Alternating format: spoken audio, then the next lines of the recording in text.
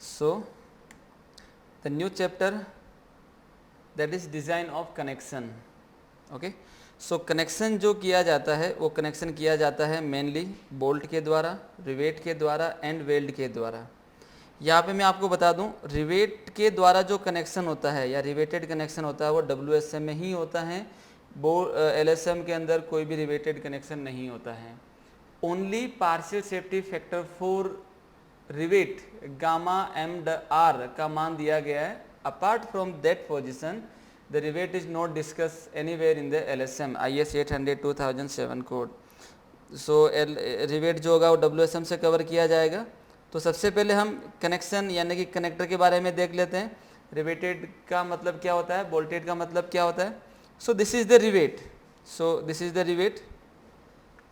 Here we can see this is the length of the rivet from here to here, length और सेंक.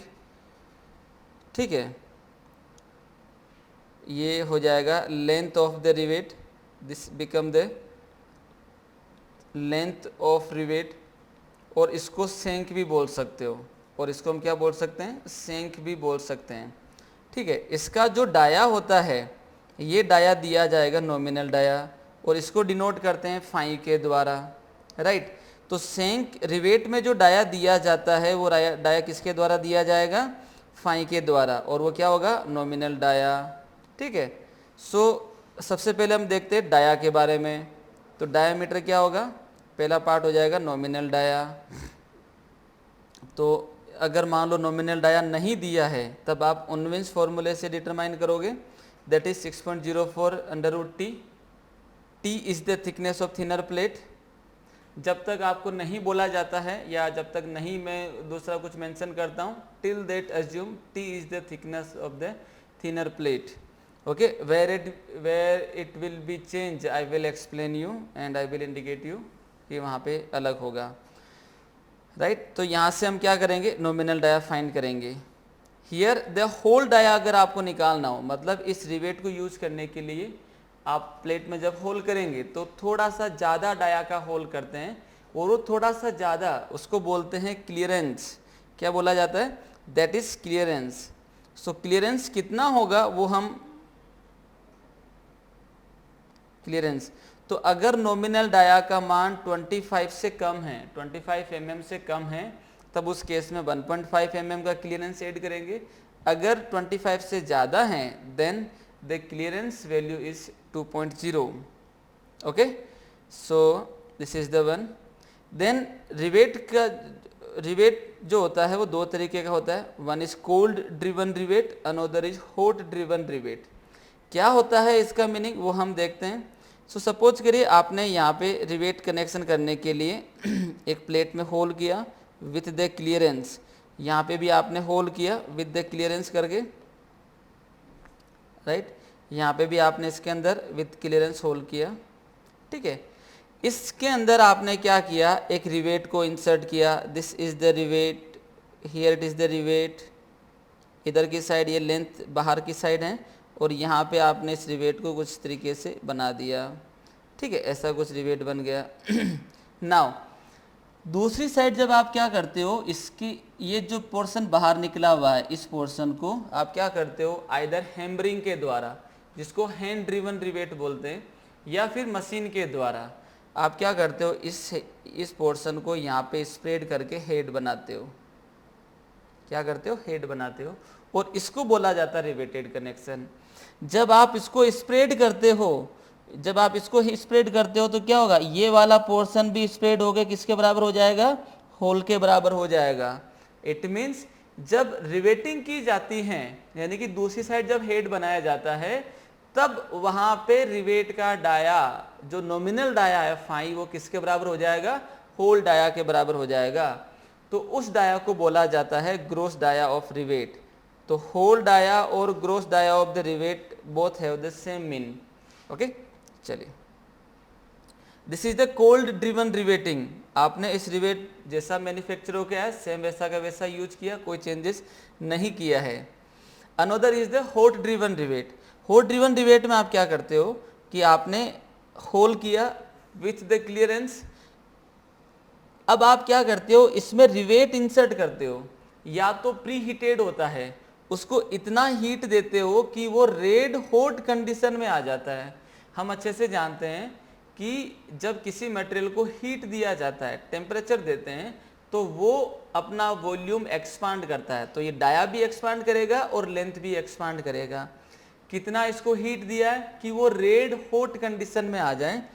It means ये expand होके किसके बराबर हो जाएगा, ये एक्सपांड होके बराबर हो जाएगा होल डाया के। तो ये एक्सपांड होके किसके बराबर हो गया, होल डाया के बराबर एक्सपांड हो गया। Still now it is in red hot condition. At that time again आप या तो हैमरिंग के द्वारा या मशीन के द्वारा आप क्या करोगे, हेड बना दोगे। अभी भी रेड हॉट कंडीशन में है। Now with the time it's going to cool, जैसे जैसे कूल होगा वापस श्रिंक होने की कोशिश करेगा।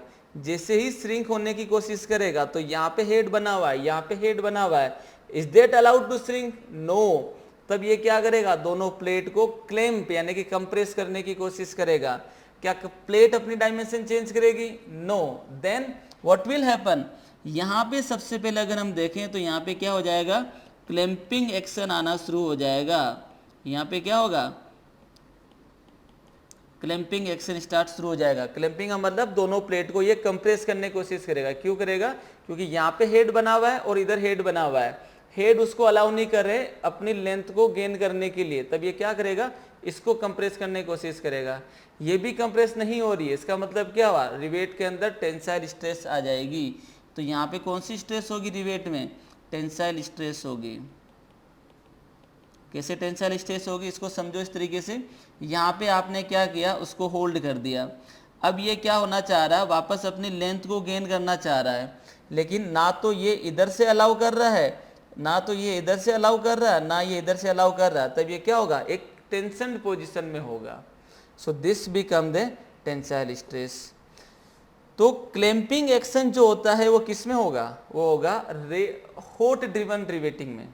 हॉट ड्रिवन रिवेट में क्लैंपिंग एक्शन होगा। क्या कोल्ड ड्रिवन में होगा, नो क्लैंपिंग एक्शन। इसमें क्या होगा, नो क्लैंपिंग एक्शन। क्यों नहीं होगा, आपने इसको हीट ही नहीं दिए, हीट नहीं दिए तो कोई भी इसमें वॉल्यूम एक्सपांड नहीं हुआ। जब एक्सपांड नहीं हुआ तो क्लैंपिंग एक्शन जीरो होगा। अब यहीं पे अगर हम देखें तो इस रिवेट को मैं, हॉट ड्रिवन रिवेट को मैं वहाँ यूज नहीं कर सकता जहाँ पे पहले से ही टेंसाइल स्ट्रेस है, या ये कह दूं कि मुझे टेंसाइल स्ट्रेस ही ट्रांसफ़र करना है। तब उस केस में हॉट ड्रिवन रिवेटिंग बहुत ही वीक कनेक्टर होगा। ठीक है, नेक्स्ट थिंग, रिवेटेड कनेक्शन जो होता है वो ओनली WSM से डिजाइन किया जाता है। तो ऑब्वियस सी बात है, इसकी भी एक परमिसेबल स्ट्रेस वैल्यू होगी। तो वो परमिसेबल स्ट्रेस जो होती है वो क्या होगी, दो तरीके के रिवेटिंग होते हैं, या तो मशीन के द्वारा या हैंड के द्वारा। तो पावर ड्रिवन रिवेट के लिए एक्सियल टेंशन में जो परमिसेबल स्ट्रेस होगी वो हो जाएगी 100, हैंड ड्रिवन में हो जाएगी 80, शियर में हो जाएगी 100 और 80, बियरिंग में हो जाएगी 300 और 250। This is for rivet. और इससे पहले जो परमिसेबल स्ट्रेस लिखवाई है वो स्ट्रेसेस मेंबर के लिए होगी, स्ट्रक्चरल मेंबर के लिए, और ये रिवेट के लिए। दोनों को मिक्स नहीं करना है। ओके, अगर मान लो आपको टाइप ऑफ रिवेट के बारे में मेंशन नहीं किया गया है तब आप हमेशा पावर ड्रिवन रिवेट लेके चलेंगे। ये जो वैल्यू दी गई है वो लेबोरेटरी या साइट फैब्रिकेशन के लिए, लेबोरेटरी या शॉप फैब्रिकेशन के लिए दी गई है, राइट। लेकिन अगर आप इसको साइट पे यूज करते हैं, अगर आप इसको साइट पे या फील्ड पे यूज करते हैं तब परमिसेबल स्ट्रेस जो होगी वो 10% रिड्यूस हो जाएगी।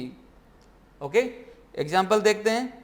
Eight site what is the permissible shear stress of power driven rivet. Power driven rivet के लिए परमिसेबल शियर स्ट्रेस कितना होगा, तो ये कितना हो जाएगा, अगर मैं शॉप फैब्रिकेशन देखता हूँ तो 100, साइट के लिए देखूंगा तो 10% रिड्यूस होगी, दैट इज द 90।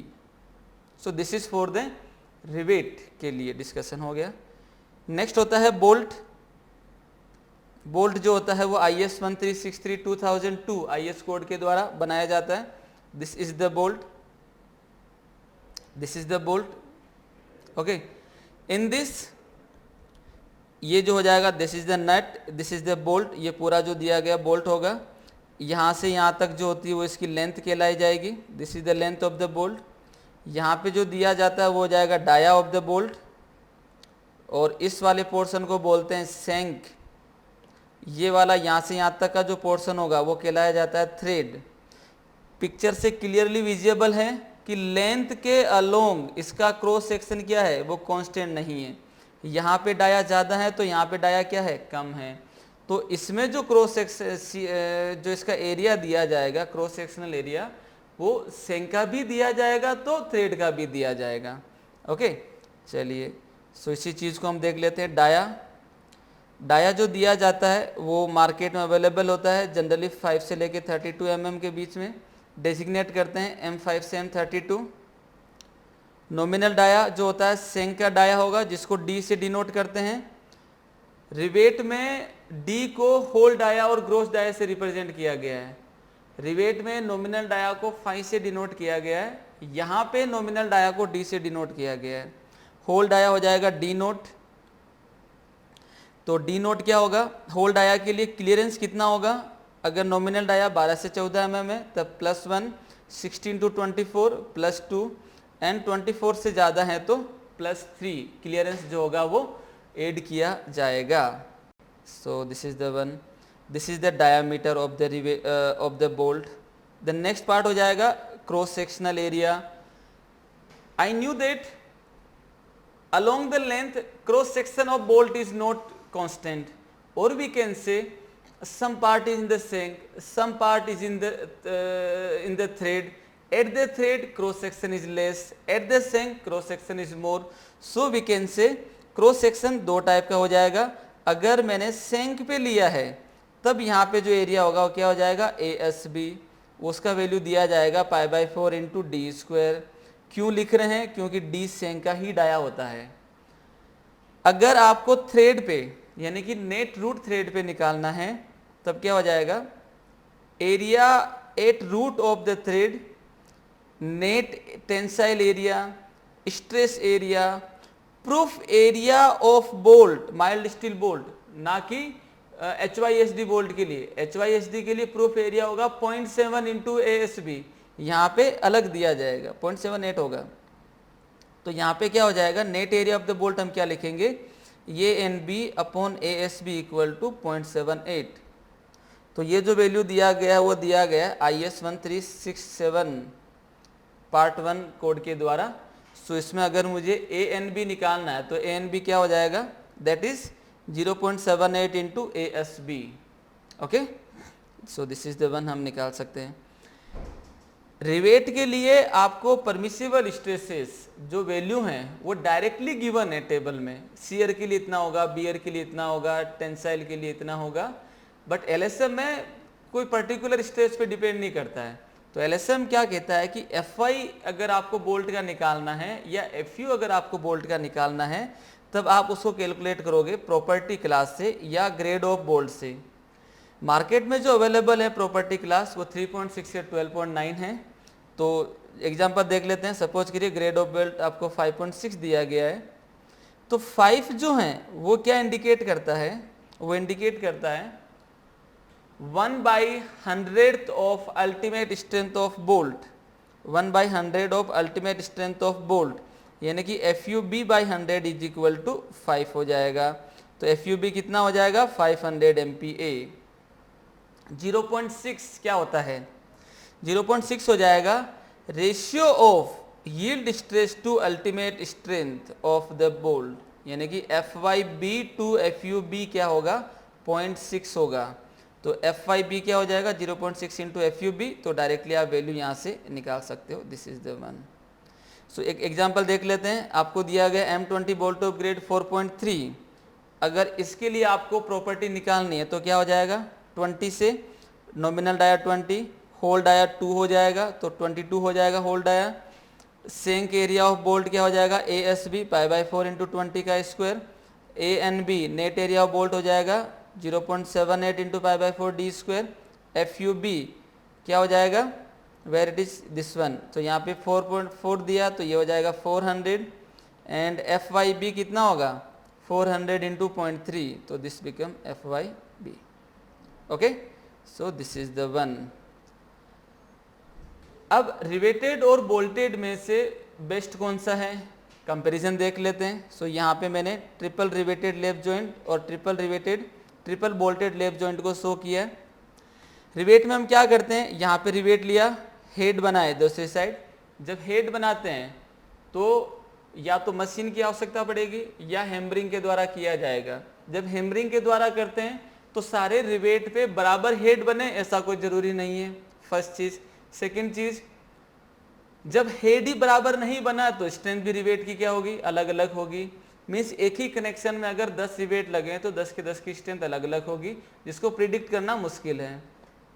तीसरी चीज, जब आप हेड बनाते हो हैमरिंग के द्वारा नॉइज पोल्यूशन होगा, टाइम कंज्यूमेबल होगा, एंड अगर आप मशीन के द्वारा बनाते हो तो ये कॉस्ट ऑफ स्ट्रक्चर इंक्रीज करेगा एंड स्किल लेबर की आवश्यकता होगी, राइट। रिवेटिंग में अगर कोई रिवेट फेल हो जाता है या सही से नहीं बनता हेड तो इसको अनइंस्टॉल करने में बहुत ज़्यादा टाइम लगता है, बिकॉज वो रिवेट यूजलेस ही होगा, उसको यूज नहीं कर सकते, दूसरा उसको कट करके निकालना पड़ेगा, ठीक है। तो these are parameter, very high noise pollution होगा, टाइम रिक्वायर्ड होगा, स्किल लेबर की आवश्यकता होगी, मशीन रिक्वायर्ड होगी, कॉस्ट ऑफ स्ट्रक्चर बढ़ेगा, हेड जो होगा वो सारे पे बराबर बने ऐसा कोई ज़रूरी नहीं है, ठीक है। नाउ अब हम बात करते हैं बोल्ट की। पूरा का पूरा बोल्ट मैन्युफैक्चरर के आता है फैक्ट्री में, आपको सिंपल नट को टाइट करना होता है बाय प्रोवाइडिंग द वाइसर्स, ओके। सो उसमें लेस टाइम लगेगा, अनस्किल्ड लेबर भी उसको टाइट कर सकता है, नो मशीन रिक्वायर्ड, कोई भी इसको कर सकता है, and does not effect the cost of the structure. Means अलग से कुछ मुझे करने की आवश्यकता नहीं है, तो ये स्ट्रक्चर को जो है वो स्ट्रक्चर की कॉस्ट को चेंज भी नहीं करेगा। स्ट्रेंथ ऑफ बोल्ट सबकी बराबर बराबर होगी, क्योंकि जो बोल्ट हैं वो सारा फैक्ट्री में मैन्युफैक्चर होके किया गया है। So this is the rivet and bolt, right. Then next हो जाएगा रिवेट और बोल्ट में दोनों ही में हम क्या करते हैं, क्लियरेंस देते हैं।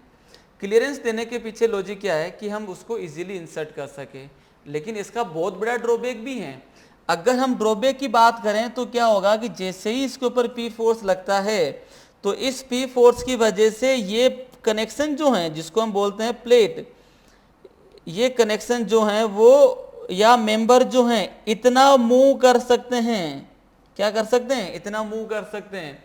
मीन्स जहां पे भी कनेक्शन मूवेबल है, small bit, doesn't matter that is 1 mm 2 mm और 3 mm, but it is there, it means that structure can not, that connection can not transfer the critical load. Critical load means dynamic load, reversal of the stress, cyclic load, wind load, earthquake load, impact and heavy load. All for all this load, what I required a rigid joint, and in load को transfer करने के लिए material यानी कि member की पूरी property मुझे use करना होता है। That is the why for the critical structure और क्रिटिकल मेंबर हम जो है वेल्डेड कनेक्शन ही करते हैं, क्योंकि वहां पे रिजिड जॉइंट बनता है, okay. Later on we will see, so we can say both welded, I mean bolted और रिवेटेड दोनों में ही क्लियरेंस है, तो इसको हम इम्पैक्ट लोड या डायनेमिक लोड या इसके लिए यूज नहीं कर सकते, ठीक है। So that is the bolted connection. Now we start the type of the joint, क्योंकि अगर मुझे किसी भी कनेक्शन को अगर देखना है तो कनेक्शन का बेसिक मीन क्या होता है, कनेक्शन का बेसिक मीन होता है, यहाँ पे हमने बोल्ट और रिवेट के बारे में सारा डिस्कशन कर लिया। अब मुझे स्टार्ट करना कनेक्शन टॉपिक। तो कनेक्शन के लिए हम क्या करते हैं, the main requirement of the connection is that कि अगर आपको पी लोड ट्रांसफर करना है तो उस पी लोड को ट्रांसफर करने के लिए आपको कितने बोल्ट लगाने हैं। That is a very simple thing. Means suppose I can say कि 100 किलोमीटर ट्रांसफर करना है, कितने नंबर ऑफ बोल्ट लगाऊं, 200 ट्रांसफर करना, कितने नंबर ऑफ बोल्ट लगाऊं, कैसे इसको डिटरमाइन किया जाएगा। It is very simple language to understand the problem और to solve the problem, okay. So load divided by 1 bolt strength आपको इसमें पुट करना होगा, ठीक है। तो 1 बोल्ट स्ट्रेंथ जो होती है वो कैसे कैसे निकाली जाएगी, मतलब एक बोल्ट पे जब आप फोर्स लगाते हो तो बोल्ट कैसे और कहां और किस में फेल होगा वो आपको देखना है। तो मान लीजिए सपोज करिए शियर भी लग रहा है, बियर भी लग रहा है, मोमेंट भी आ रहा है, टेंशन भी आ रहा है, तो इन चारों में से जो मिनिमम होगा उसको फेलियर लोड मान लेंगे कि भाई इस पे भी फेल हो रहा तो ये इसकी स्ट्रेंथ को डिसाइड करेगा। तो यहाँ पे हमने कोई एक कनेक्शन लिया जिसके अंदर एक प्लेट को दूसरी प्लेट पे ओवरलैप किया गया है। इसको अगर हम देखते हैं तो यहाँ पे क्या होगा, यहाँ पे पी लोड लग रहा है, यहाँ पे भी पी लोड लग रहा है, दोनों में line of action of force क्या है, अलग है, इसमें लाइन ऑफ फोर्स क्या है, अलग है। तो दोनों के बीच में क्या होगी, इसेंट्रिसिटी ई जनरेट हो जाएगी। इस इसेंट्रिसिटी की वजह से क्या होगा, ये वाला कनेक्शन जो होगा वो इस तरीके से बेंड करना शुरू कर देगा, यानी कि मोमेंट आ जाएगा m। तो एक तो मुझे देखना होगा कि ये मोमेंट कितना ले सकता है। Right now I am not consider the assumption, so all the things which is given to us हम उसको कंसिडर कर रहे हैं। दूसरा क्या होगा, जैसे ही ये P फोर्स इस पे लग रहा है, so this portion of the plate will start to ये क्या करेगा, इस बोल्ट के ऊपर इस सरफेस पे फोर्स इंड्यूस करना स्टार्ट करेगा। तो प्लेट से बोल्ट में फोर्स आ रहा है तो क्या हो रहा है, एक सरफेस से दूसरी सरफेस में फोर्स जा रहा है। तो यहाँ पे क्या हो जाएगा, हमें बियरिंग कैपेसिटी भी देखनी होगी। यहाँ पे भी ये वाला मेंबर इस बोल्ट की सरफेस पे लगाएगा तो हमें क्या देखना होगा, बियरिंग देखना होगा। अब इस सरफेस के बारे में सोचो बोल्ट के, इसके ऊपर इधर फोर्स लग रहा है, इसके नीचे इधर फोर्स लग रहा है, so this will be in shear. तो मुझे क्या देखना होगा, shear capacity of the bolt भी देखना होगा। आगे जब हम अजम्पशन लिखते हैं तो अजम्पशन में इसको हम क्या मान लेते हैं, जीरो मान लेते हैं। सो मोमेंट इज जीरो। तो इसमें हम कहते हैं कि एक बोल्ट की जो स्ट्रेंथ होती है वो शियर और बियर का मिनिमम हम लेके इसको कंसिडर करते हैं। चलिए, तो अब इसका मतलब ये हो गया कहीं ना कहीं मुझे टाइप ऑफ जॉइंट को लेके देखना पड़ेगा। अगर ऐसा जॉइंट है तो एक शियर प्लेन है, ऐसा जॉइंट बना है तो यहाँ पे कितने शियर प्लेन है, 1 2 3 शियर प्लेन है। मीन्स कहीं ना कहीं वन बोल्ट की स्ट्रेंथ जो है टाइप ऑफ जॉइंट पे डिपेंड करती हैं। तो सबसे पहले टाइप ऑफ जॉइंट देखते हैं। So first type of joint होता है वो होता है लेप जॉइंट। लेप जॉइंट में एक प्लेट को दूसरी प्लेट पे ओवरलैप किया जाता है और ओवरलैप में क्या होगा, देखिए इसमें सेम चीज़ वही है, दोनों force, this is the line of action of force, this is the line of action of force, दोनों के बीच में इसेंट्रिसिटी ई है तो मोमेंट जनरेट होगा। राइट, दूसरी चीज़ मोमेंट जनरेट होगा, यहाँ पे बियर होगा और यहाँ पे शियर होगा। ठीक है, तो लेप जॉइंट में one plate is overlap to another plate, it is the least efficient joint. क्यों एफिशिएंट है, क्योंकि line of action of forces are not same. तो क्या होगा, due to this couple will form, couple से क्या होगा, मोमेंट बोल्ट के अंदर इंड्यूस होगा। तो मोमेंट इंड्यूस होगा तो कहीं ना कहीं उसको शियर और बियर के साथ में मोमेंट को भी रजिस्ट करना होगा। इस कनेक्शन में मोमेंट को जीरो नहीं किया जा सकता, हम उसको नेग्लेक्ट कर सकते हैं, इफेक्ट को मिनिमम कर सकते हैं, but can not make the zero in this type of joint. ठीक है, तो it can be reduced by providing the double line of the bolt. ठीक है, सो यहाँ पे अगर हम देखते हैं तो इतना मोमेंट हो रहा है, यहाँ पे देख रहे हैं तो मोमेंट कम हो रहा है। So this is known as the reduce by providing more than one line of the bolt. Ignore कर सकते हैं, कैसे इग्नोर किया जा सकता है, by provide sufficient length to dia ratio of the bolt. अगर सिंगल लाइन ऑफ बोल्ट है तब आप क्या करोगे, sufficient length to dia ratio provide करोगे ताकि उस मोमेंट को इग्नोर किया जा सके। अगर नहीं दे पा रहे हैं, मोमेंट ज़्यादा हो रहा है, कंसिडरेबल हो रहा है, तब आप double line of bolt provide कराओगे ताकि मोमेंट डिस्ट्रीब्यूट हो जाएगा डिफरेंट लाइन के अंदर। This is the one. So F B D of the bolt, यहाँ पे क्या करेगा, ये वाला जो प्लेट का पोर्शन है, ये पोर्शन इस वाले बोल्ट की सरफेस पे बियरिंग इंड्यूस करेगा, ये वाला पोर्शन इस सरफेस पे बियरिंग इंड्यूस करेगा। सो ये वाला प्लेट का पोर्शन इस सरफेस पे बियरिंग इंड्यूस कर रहा है, ये वाला इसके द्वारा इंड्यूस कर रहा है। Bearing force exerted by the plate on the bolt, तो दिस इज द बियरिंग। जब बियरिंग लग रहा तो क्या होगा, शियरिंग भी होगा, तो this is the shearing force. So here we can say bear लगेगा तो ही शियर होगा, तो without bearing stress shearing stress can not exist. इस जॉइंट के अंदर जो बोल्ट होता है वो सिंगल शियर एंड बियर में होता है। सिंगल शियर का मतलब ओनली सिंगल शियर प्लेन इसमें आ रहा है।